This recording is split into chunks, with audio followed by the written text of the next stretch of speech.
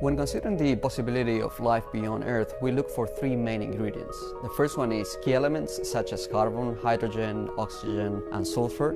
The second is a source of energy. And the third, and perhaps most important, is the existence of liquid water. Water is a necessary solvent in all chemical reactions that have to do with life. Energy is required to drive these chemical reactions, and organic matter is the material from which all life that we know of is made. Life as we know it requires liquid water. Scientists believe that life on Earth started in our oceans. Now, through our exploration of the solar system, we've realized that the moons around the giant planets have the right conditions, that there could be liquid water underneath their surfaces. And so that really sort of expands our whole concept of where you could have a habitat, where we might find life.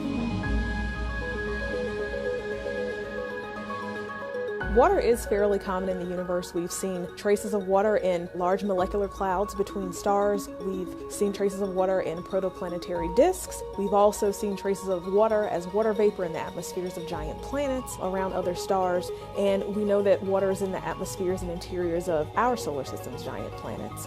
So we know that water is ubiquitous throughout the universe. As far as liquid water, that's a little less common. Earth is the only planet in the solar system where we see liquid water at our surface. Moons such as Enceladus and Europa may have liquid water beneath layers of ice.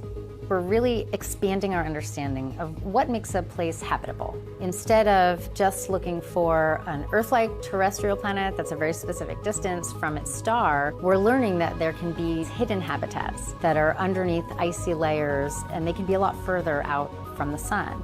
So we believe icy moons in the solar system actually harbor kilometers-thick oceans underneath their icy surfaces. These icy moons and their subsurface oceans may be some of the best places to search for life elsewhere in our solar system.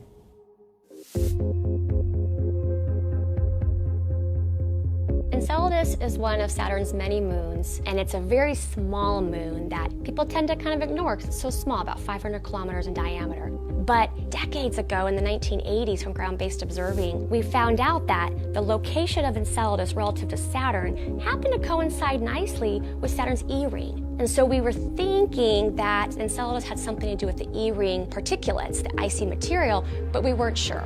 What we later find from Cassini was that we directly determined that there are indeed plumes jetting out of the south polar region from cracks in the south pole of Enceladus in the crust. And it's dominantly water-rich material, just jetting out into space. And so the way we saw it, Cassini happened to be located where Enceladus was backlit from the sun. And so you saw this curtain of beautiful diffuse material jetting out of the south polar region.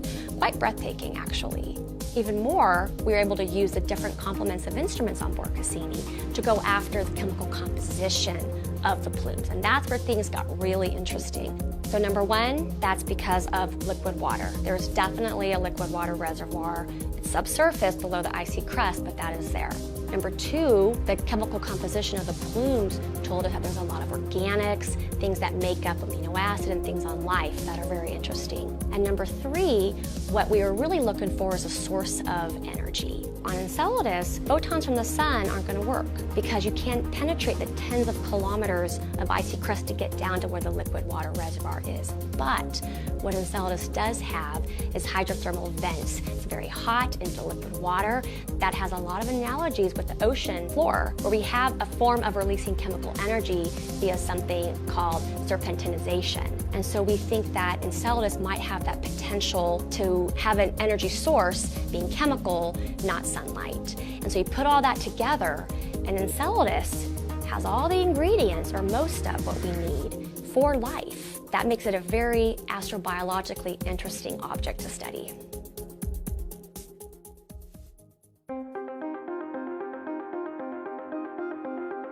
Europa is one of the largest moons of Jupiter, and we believe that Europa has a subsurface ocean tens to hundreds of kilometers thick. And so this ocean may be one of the best places to search for life in the solar system. There's been 3 space missions that have provided evidence for Europa harboring liquid water. The first one is Voyager in the late 70s. The second one is the Galileo mission in the late 90s. And most recently, Hubble, which detected plume-like emission from hydrogen and oxygen, which is closely related to the existence of water beneath its surface. These plumes may be directly ejected through cracks in the surface of the moon, and therefore what we're seeing in water vapor plumes is the actual ocean water from the subsurface of the moon. As these plume particles are ejected to space, solar radiation is going to excite these water particles, creating vibrational modes. Now, these vibrational modes are signatures that can be detected at infrared wavelengths by the Keck Observatory. So we observed Europa on 17 days. What we found is that the majority of observations have no presence of water. However, on one of those days, we detected water. We detected H2O. In the past, Hubble provided indirect measurements of water by detecting hydrogen and oxygen. But now we have directly detected water for the first time. Both the Webb telescope and the Europa Clipper mission will give us a much more detailed picture of the surface of Europa, its cracks and crevices, detailed pictures of the water vapor, as well as other molecules that may also be emanating from the subsurface of Europa. So both of these missions will give us a great picture of whether Europa is truly habitable.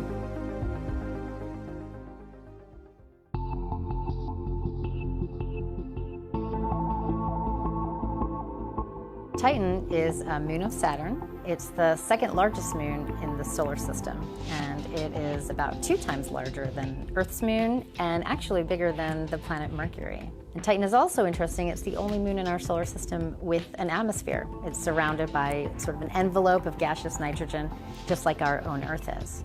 Titan was first discovered by telescope observation back in the mid-1600s. The first spacecraft observations were made of Titan during flybys through the outer solar system. That was in the late 70s and in the 80s. But we really were able to explore Titan in depth with the Cassini-Huygens mission. The Huygens probe was dropped into the atmosphere of Titan, and it made measurements of chemistry, and it took images as it fell to the surface. And that was back in 2005. And since then, the Cassini orbiter made over 100 close flybys of Titan.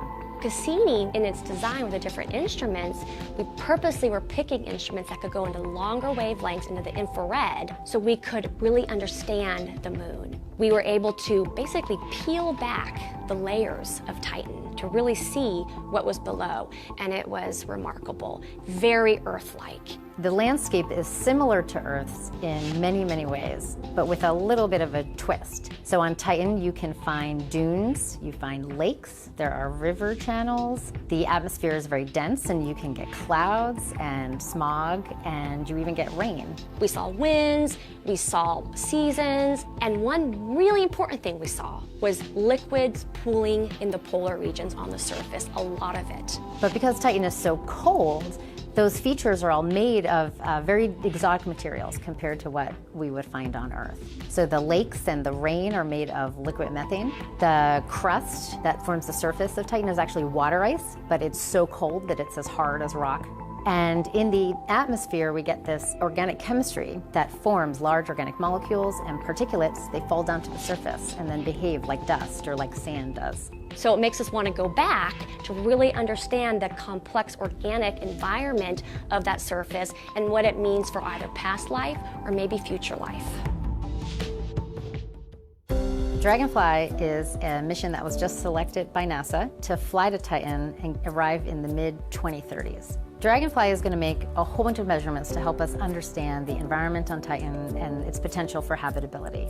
We'll be taking measurements of the atmosphere. That includes things like pressure, temperature, winds. We'll probe the surface to try to understand what materials the surface is made out of. We'll also be drilling into the surface to look for the types of organic molecules that are present and to try to see if we can find any examples of compounds that mimic the types of building blocks we know we need for life on Earth. We don't really know how life started on Earth. We don't exactly know what the chemical environment of Earth was like before life started.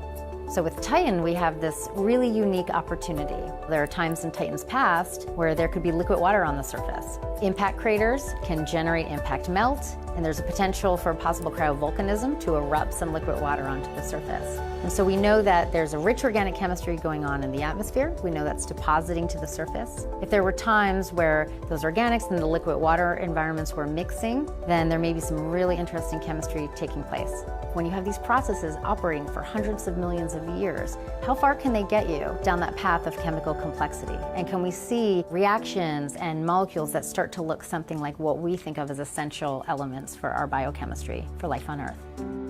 In the future, looking forward as opposed to looking back and thinking about Titan as a chemical laboratory for the prebiotic Earth, I like to look forward thinking about what's going to happen when the sun evolves and warms up and the habitable zone actually moves out to where Titan is. And it will. You have all the organics, you're going to have a source of energy, all we have to do is melt the frozen water and we're going to have a pool of organics just embedded in liquid.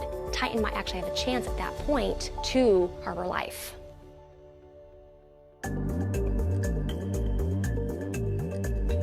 So when we think about ocean worlds, it's good to compare them to what we know about Earth. In total proportion, Earth is about 0.1% water. An ocean world is a body that has, in proportion, about 10 times more water than Earth does. And when we think of the TRAPPIST planets, those planets have about 50 times more water in proportion to what Earth does. Ocean worlds do appear to be common in our galaxy. As far back as the early 2000s, we had astronomers, some of them still here at NASA Goddard, that suggested that we would have ocean worlds orbiting low-mass stars. Recently, we've looked at about 52 exoplanets, and these are low-mass exoplanets. And what we found is, of these 52 planets, 1 out of every 4 may be an ocean planet. And when it comes to these ocean planets, over half of them may be ice-covered ocean worlds. And so Enceladus and Europa may serve as small-scale analogs of these planets.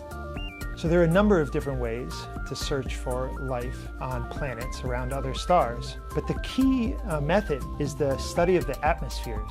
We can search for signs of life, biosignatures we call them, things like oxygen, water vapor, carbon dioxide, even more unusual biosignatures, things like chlorofluorocarbons or other things that are only produced by intelligent life. By looking for these key constituents of planetary atmospheres that signal life, we can discover life forms on other planets that we could never actually visit in our lifetime. So this is very analogous to how we study the atmospheres of moons and planets in our own solar system, and really makes the connection between studying the plumes of Europa and the atmospheres of planets around other stars.